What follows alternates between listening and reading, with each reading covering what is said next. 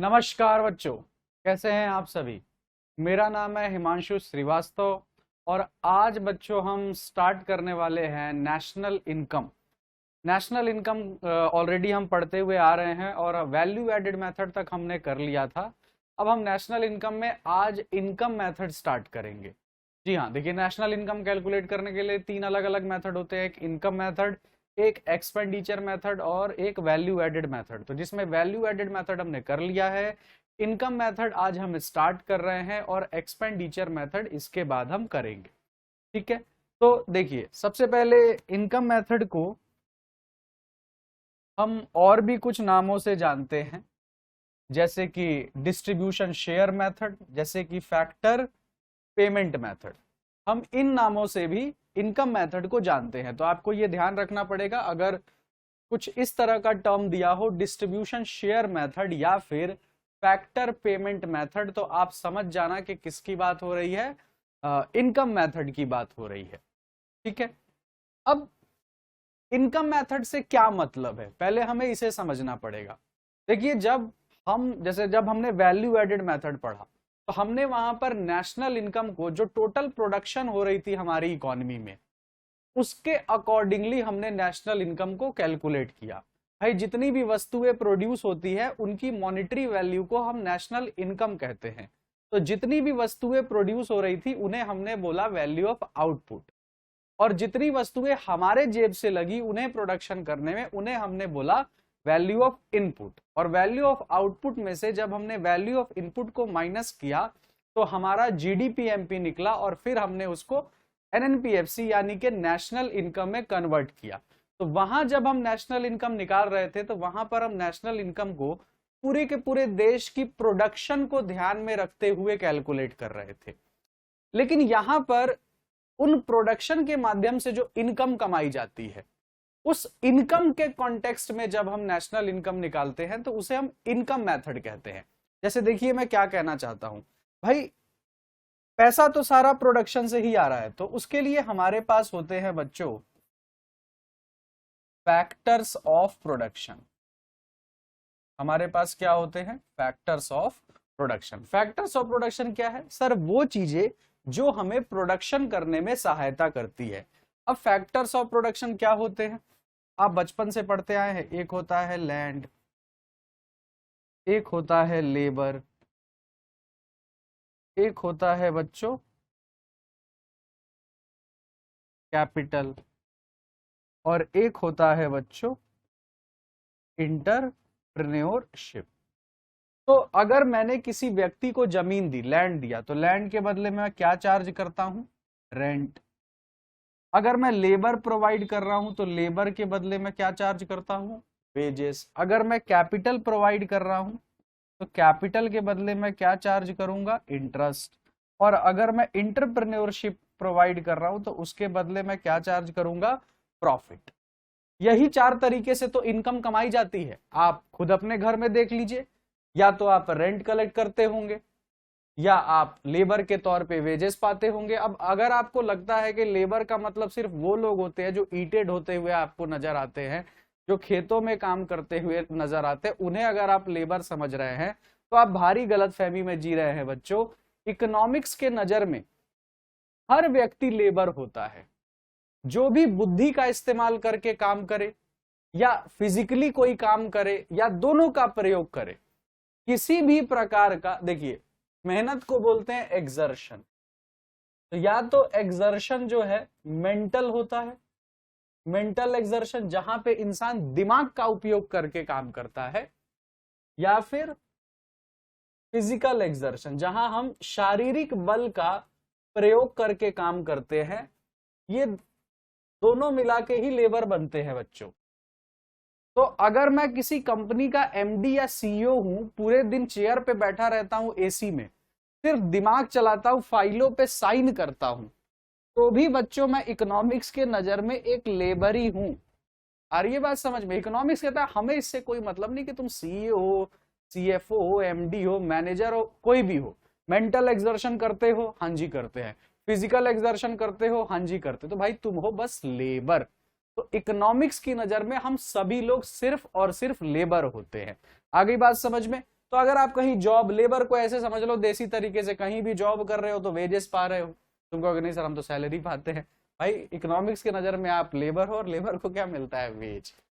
Capital अगर आपने कहीं लगा रखा है तो आप क्या उम्मीद करोगे कि आपको उसके बदले मिले इंटरेस्ट, और यदि आप किसी संस्था के एंटरप्रेन्योर हो तो आप उम्मीद करोगे कि आपको मिले प्रॉफिट। अब आप इसको खुद के ऊपर लागू करके देख लीजिए सर, जितनी भी दुनिया जहान की इनकम है वो सारी की सारी इसी में लाई करती है। तो इन्हीं को बच्चों फैक्टर इनकम कहा जाता है, इन्हीं को फैक्टर इनकम कहा जाता है। फैक्टर इनकम का मतलब है बच्चों कमाया हुआ पैसा, जो मैंने जमीन, लेबर, कैपिटल या इंटरप्रेन्योरशिप के बदले जो धन कमाया है उसे ही बोलते हैं फैक्टर इनकम। तो आप कहोगे सर तो और कैसे पैसा कमाते हैं, और भी कोई तरीका होता है क्या? हाँ जी बिल्कुल होता है। जैसे मान लीजिए कि अभी देखिए रक्षाबंधन जल्दी बीता, तो हमारी बहनों ने भाइयों को राखी बांधा होगा, तो कमाई हुई ना, में क्या मेहनत, कोई मेहनत नहीं, मुस्कुराते मुस्कुराते धागा बांधा, कमाई हो गई।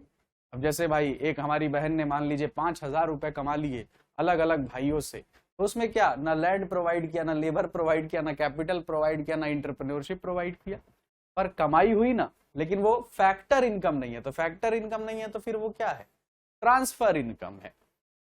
भाई आपके यहाँ जैसे डोनेशन, चैरिटी, आपका स्कॉलरशिप लग गया तो वो भी तो आपकी इनकम है, लेकिन उसके लिए आपने क्या कमाई की, कुछ भी नहीं।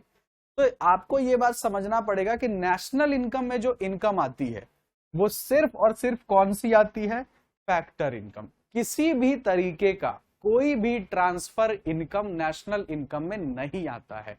नेशनल इनकम में बच्चों सिर्फ और सिर्फ फैक्टर इनकम आता है।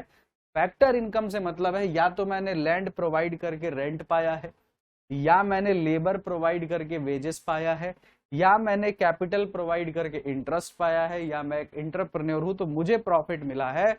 अगर इनमें से किसी भी माध्यम से मैंने कुछ भी कमाया है तब कहलाएगा कि हाँ भाई मैंने फैक्टर इनकम कमाई है और अब ये मेरे नेशनल इनकम में जाएगी। तो किसी भी प्रकार का बच्चों ट्रांसफर इनकम नेशनल इनकम में नहीं जाएगा, सिर्फ और सिर्फ फैक्टर इनकम जाएगा। यानी कि डोनेशन, चैरिटी, स्कॉलरशिप, ऐसी कोई भी चीज, गिफ्ट, ग्रांट्स, कुछ भी नेशनल इनकम में नहीं जाता है। तो अगर आपको क्वेश्चन में गिफ्ट, ग्रांट, डोनेशन, चैरिटी ऐसा कुछ भी दिखे तो उसे मत लेना, क्योंकि वो नेशनल इनकम में नहीं आता है बच्चों। अगर हम सिंपल आसान भाषा में बोले तो फैक्टर इनकम को बोलते हैं, फैक्टर इनकम को बोलते हैं बच्चों अर्न्ड इनकम। अर्न्ड इनकम, कमाया हुआ पैसा। और ट्रांसफर इनकम को बोलते हैं अनअर्न्ड इनकम, जो कमाई मतलब पैसा तो है लेकिन कमाई द्वारा नहीं आया, किसी तरह की हेल्प कुछ इस तरीके से हमें मिला है। अब जैसे कि देखिए क्या लिखा है, factor income refers to income received by factors of production for rendering factor services in the production process। यानी मैंने किसी तरह की फैक्टर सर्विसेज प्रोवाइड करके कुछ धन की कमाई करी है। और transfer income refers to income received without rendering any effective service, मतलब इनकम तो हुई है बट मैंने कोई भी इफेक्टिव सर्विस नहीं प्रोवाइड की। भाई शादी होती है, लोग दुनिया भर का दहेज दे देते हैं, दूल्हे को इतना सारा दहेज मिल गया, तो जो दहेज से आमदनी आई है वो कोई फैक्टर इनकम थोड़ी है। उसके लिए दूल्हे राजा ने किया क्या है, सरकारी नौकरी पाई है इसलिए। तो देखो जो भी हो भाई, लेकिन वो है ट्रांसफर इनकम। लेकिन दूल्हे राजा बोलेंगे ना, अब जाके तुम बोलो कि दूल्हे राजा ये जितना दहेज तुम्हें मिला है ये सारा हमें दे दो, ये तुमने कमाया थोड़ी है, ये तो ट्रांसफर इनकम है, ये तो नेशनल इनकम में जाएगा भी नहीं। तो दूल्हे राजा देंगे, बोलेंगे देखो भले नेशनल इनकम में नहीं जाएगा, मेरे जेब में तो रहेगा, क्योंकि इनकम तो है, पैसा तो पैसा होता है भैया, चाहे फैक्टर हो चाहे ट्रांसफर हो। तो यहाँ पे ट्रांसफर इनकम है, लेकिन नेशनल इनकम में ट्रांसफर इनकम नहीं जाएगा, नेशनल इनकम में से फैक्टर इनकम जाएगा। ठीक है, लोग दहेज को प्यार से गिफ्ट बोलते हैं, है ना बच्चों, कहते नहीं दहेज थोड़ी है जी, ये तो खुशी से गिफ्ट दे दिए। भैया गिफ्ट भी नेशनल इनकम में नहीं जाता। खैर चलिए, तो आइए इनकम मेथड को शुरू करते हैं। तो देखो जब हम वैल्यू एडेड मेथड पढ़ रहे थे बच्चों, तो वैल्यू एडेड मेथड में हम सबसे पहले जीडीपी एमपी कैलकुलेट कर रहे थे, लेकिन इस मेथड में हम सबसे पहले एनडीपीएफसी कैलकुलेट कर। तो अगर हमारा बच्चों एनडीपीएफसी कैलकुलेट हो जाता है तो हम यहाँ पे लिखेंगे एनडीपीएफसी, और हमें निकालना है बच्चों नेशनल इनकम, तो हम यहाँ पे लिखेंगे एनएनपीएफसी। अब देखिए ये बराबर है, ये नेशनल है, ये डोमेस्टिक है, तो प्लस क्या कर देंगे एनएफवाई। ये एफसी यानी फैक्टर कॉस्ट छोटा है, फैक्टर कॉस्ट भी पहले से बराबर है, यानी मात्र एनएनपीएफसी में मात्र एनडीपीएफसी में मुझे एनएफवाई ऐड करना होगा, मैं अपने नेशनल इनकम पे पहुंच जाऊंगा। बैलेंसिंग तो हम सीखते ही आ रहे हैं। तो चलिए कैलकुलेट कैसे करते हैं इनकम मेथड के द्वारा, इनकम मेथड के क्या क्या कंपोनेंट्स हैं, क्वेश्चन सॉल्व करते वक्त क्या क्या चीजें आनी चाहिए, हम उस पर चर्चा करते हैं। तो देखिए वैसे तो इसमें बच्चों मात्र 3 चीजें आती हैं। सबसे जो पहली चीज आती है उसे बोलते हैं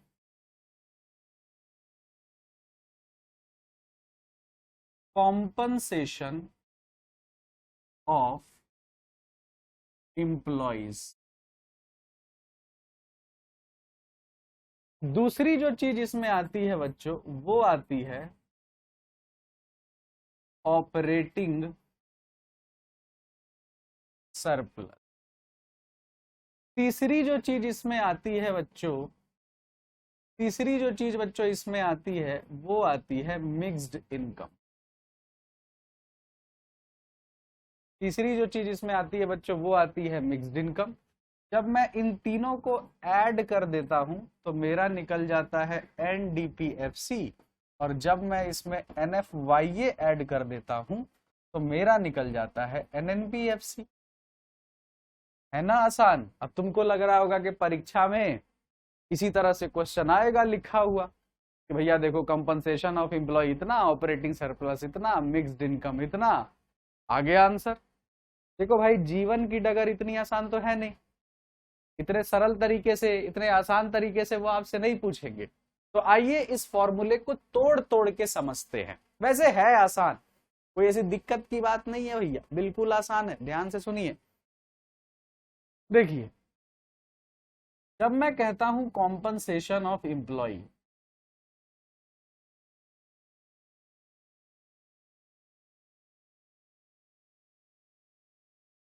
तो देखिए इसके अंदर नो डाउट ये हमारा पहला कंपोनेंट है, पर इसके कुछ सब पार्ट है। कुछ चीजों को मिला करके कॉम्पनसेशन ऑफ एम्प्लॉय निकलता है। जैसे सबसे पहले wages and salaries in cash.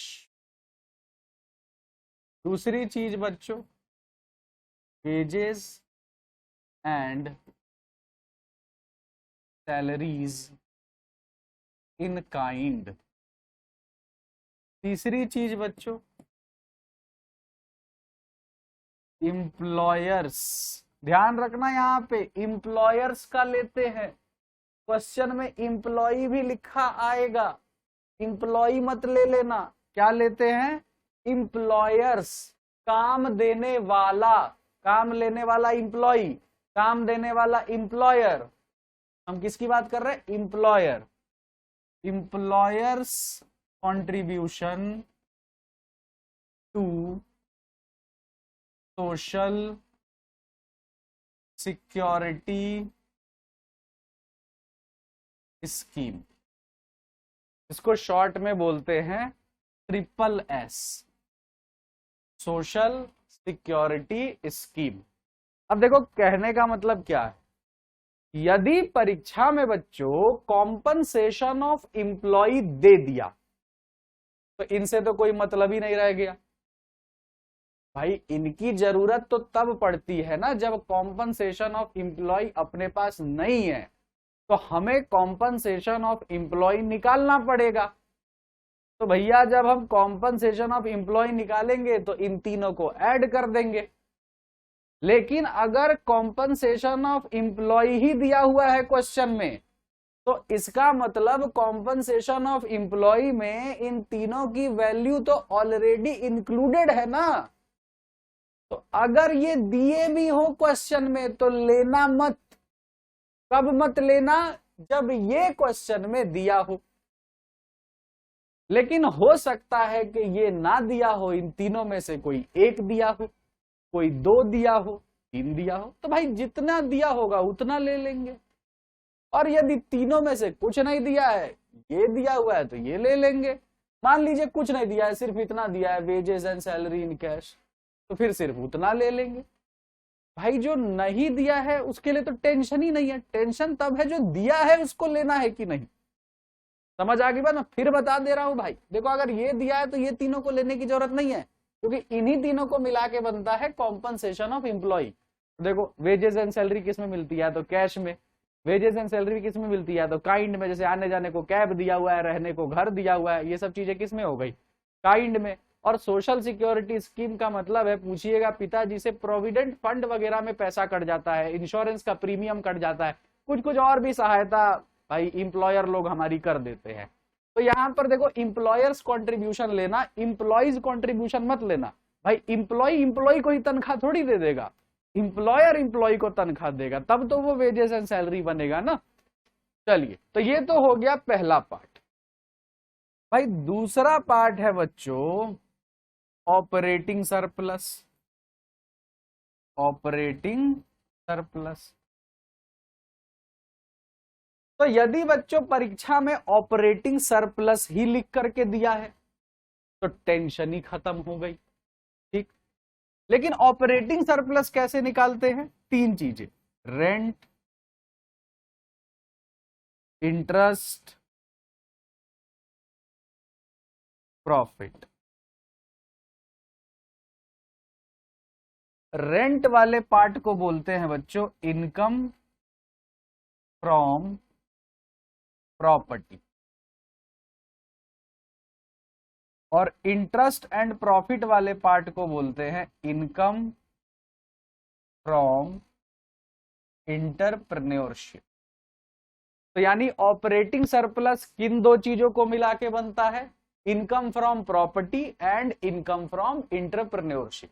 तो अगर क्वेश्चन में बच्चों दिया है इनकम फ्रॉम प्रॉपर्टी तो समझ जाना रेंट की बात कर रहा है। अगर क्वेश्चन में दिया है बच्चों इनकम फ्रॉम इंटरप्रेन्योरशिप तो समझ जाना इंटरेस्ट और प्रॉफिट दोनों की बात कर रहा है। अब चलिए इसको और तोड़ के समझते हैं। जैसे मान लीजिए परीक्षा में ऑपरेटिंग सरप्लस ही दे दिया क्वेश्चन में, तो ये सब बेकार हो गया, फिर अब इसका कोई काम नहीं।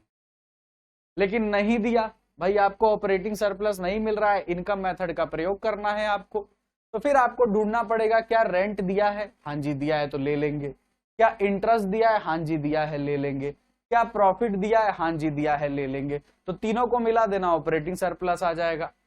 हो सकता है रेंट ना लिखा हो इनकम फ्रॉम प्रॉपर्टी, तो समझ जाना रेंट की बात हो रही है, और यदि लिखा हो इनकम फ्रॉम इंटरप्रेन्योरशिप तो समझ जाना इंटरेस्ट और प्रॉफिट की बात हो रही है।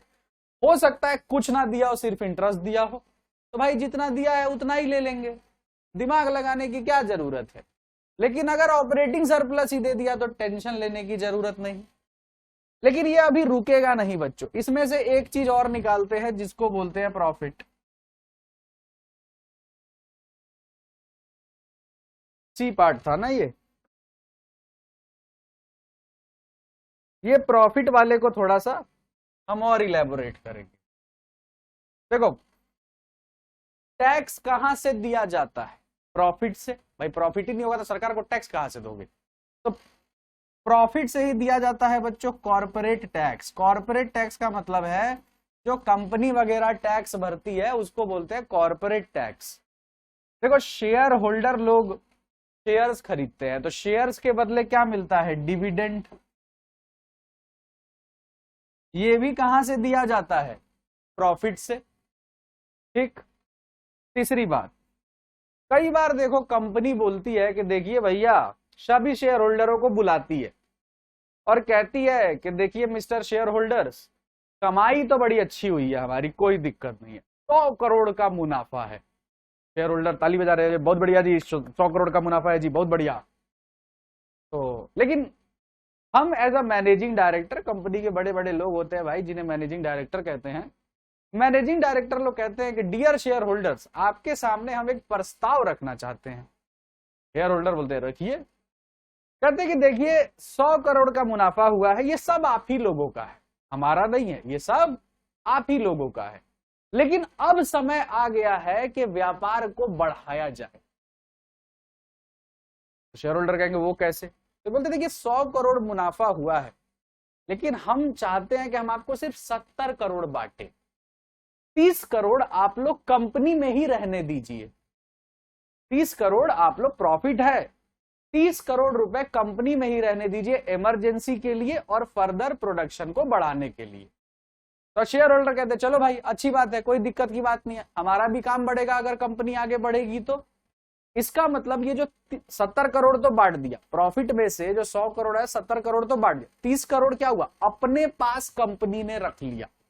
तो इसका मतलब 30 करोड़ रुपया वो हिस्सा है प्रॉफिट का जो डिस्ट्रीब्यूट नहीं किया गया। भाई 100 के 100 करोड़ कहां डिस्ट्रीब्यूट हुए, 100 करोड़ में से 70 डिस्ट्रीब्यूट हुआ, 30 अपने पास रख लिया, यानी 30 करोड़ प्रॉफिट का वो हिस्सा है जो डिस्ट्रीब्यूट नहीं हुआ। तो डिस्ट्रीब्यूट नहीं हुआ तो उसको बोलते हैं अनडिस्ट्रीब्यूटेड प्रॉफिट।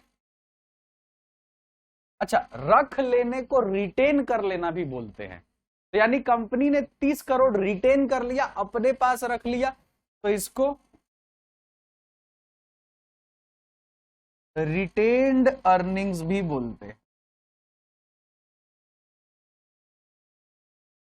बात समझ में आ गई, इसको रिटेन्ड अर्निंग्स भी बोलते हैं। अब देखिए हो सकता है कि एग्जाम में प्रॉफिट ना दिया हो, ये 3 चीजें दी हो, तो भाई आपको इन तीनों की मदद से क्या निकालना पड़ेगा, प्रॉफिट निकालना पड़ेगा। ठीक है, टेंशन मत लीजिए, प्रैक्टिस करते करते सब दिमाग में बैठ जाता है। चलिए फिर से एक बार देख लेते। देखो भाई अगर ऑपरेटिंग सरप्लस दे दिया तो ये सारा खेल खत्म, कुछ देखने की जरूरत नहीं। लेकिन ऑपरेटिंग सरप्लस नहीं दिया, क्या रेंट दिया, जी दिया, ले लेंगे। इनकम फ्रॉम प्रॉपर्टी दिया, ले लेंगे। इनकम फ्रॉम एंटरप्रेन्योरशिप में देखते हैं, इंटरेस्ट तो दिया हुआ है लेकिन प्रॉफिट ना देके ऐसा कुछ दिया हुआ है, corporate tax, dividend, undistributed profit, तो समझ जाना ये प्रॉफिट ही है। तो भाई इन तीनों को मिला करके क्या बनेगा, प्रॉफिट। और अगर मान लो प्रॉफिट भी दिया है और ये 3 चीजें भी दी है तो सिर्फ प्रॉफिट लेना भाई, क्योंकि देखो कॉर्पोरेट टैक्स कहां से दिया जाता है, प्रॉफिट से। डिविडेंड कहां से दिया जाता है, प्रॉफिट से। ये भी तो प्रॉफिट से ही बचा के रखा, तो ये तीनों किसका हिस्सा है, प्रॉफिट का ही हिस्सा है। अब ये हो गई भिन्न भिन्न प्रकार की अलग अलग तरीके की आमदनी, लेकिन दुनिया में और भी बहुत तरीके की इनकम छुपी है। तो भाई जो इनमें फॉल नहीं करेगा, जैसे अब सेल्फ इंप्लॉयड लोग हैं, कोई दुकान चला रहा है, कोई साइकिल पे भल्ले पापड़ी बेच रहा है, कोई गोलगप्पा बेच रहा है, बड़े सारे सेल्फ इंप्लॉयड लोग हैं, अलग अलग तरह की इनकम है, तो क्या क्या यहां पे लिखते रहेंगे। तो तीसरी चीज कहलाती है भाई mixed income of self employed, mixed income of self employ. आ गई बात समझ में, क्या कहलाती है, mixed income of self employed. यानी जो आमदनी इन सब में फॉल नहीं करेगी वो इसमें फॉल कर जाएगी, जिसको हम बोलते हैं mixed income of self employed. जब आप इन सबको ऐड कर देंगे तो आपका निकल जाएगा एनडीपीएफसी, और आप उसकी मदद से कहां पहुंच सकते हैं, एनएनपीएफसी, यानी के नेशनल इनकम। थोड़ा पानी पी लेते हैं, फिर आगे सबको एक साथ हम लोग कंपाइल करते हैं, सबको एक साथ जोड़ के पढ़ते हैं।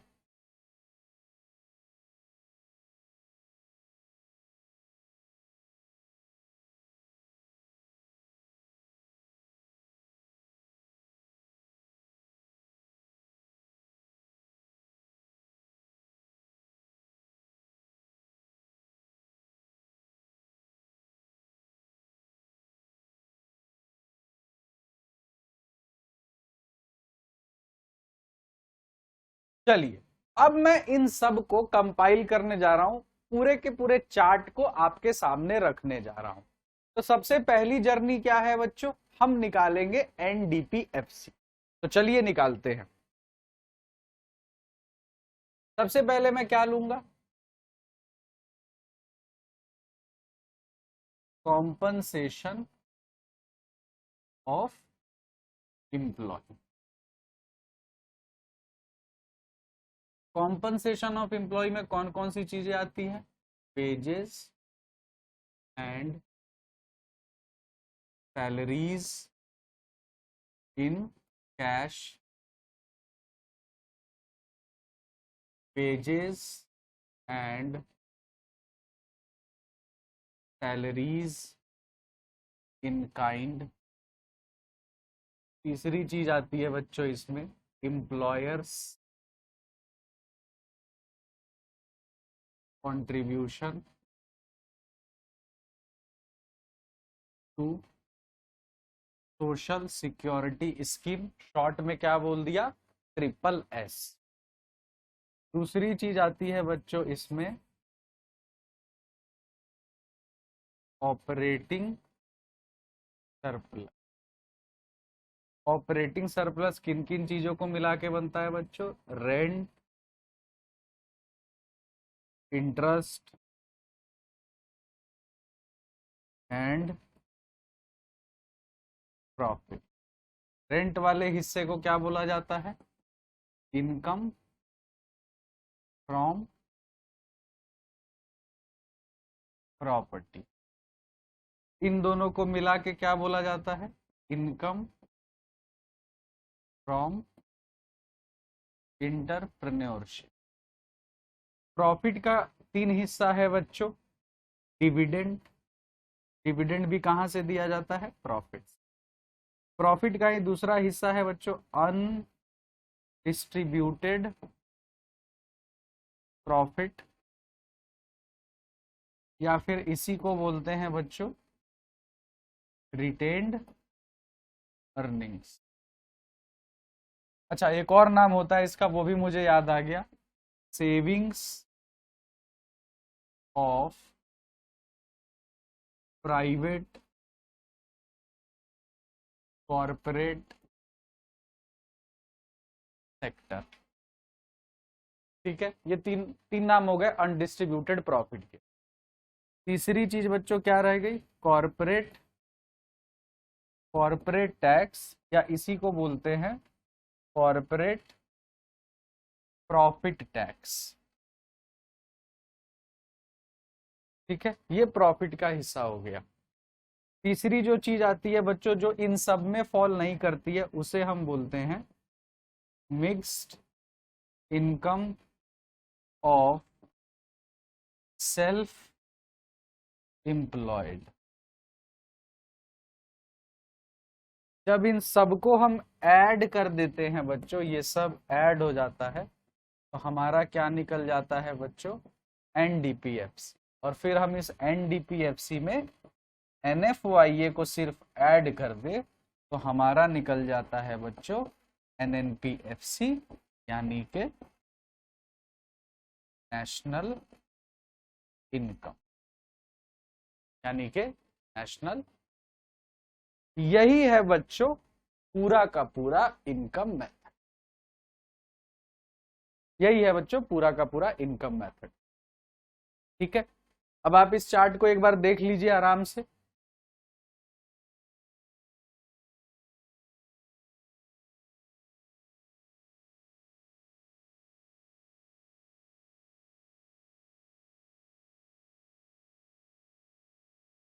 चलिए, तो इनकम मेथड बच्चों आज हमारा जो इसका बेसिक था, इसके जो फॉर्मूले थे, इसके जो कंपोनेंट्स थे, वो सारे बच्चों हमने आज कर लिए। नेक्स्ट क्लास से बच्चों हम इसके क्वेश्चन प्रैक्टिस करना स्टार्ट करेंगे। ठीक है, फिर उसके बाद हम एक्सपेंडिचर मेथड करेंगे। तो आप सभी बच्चों के कीमती समय के लिए बहुत बहुत धन्यवाद। नेक्स्ट क्लास में मिलते हैं बच्चों। Thank you so much, bye bye.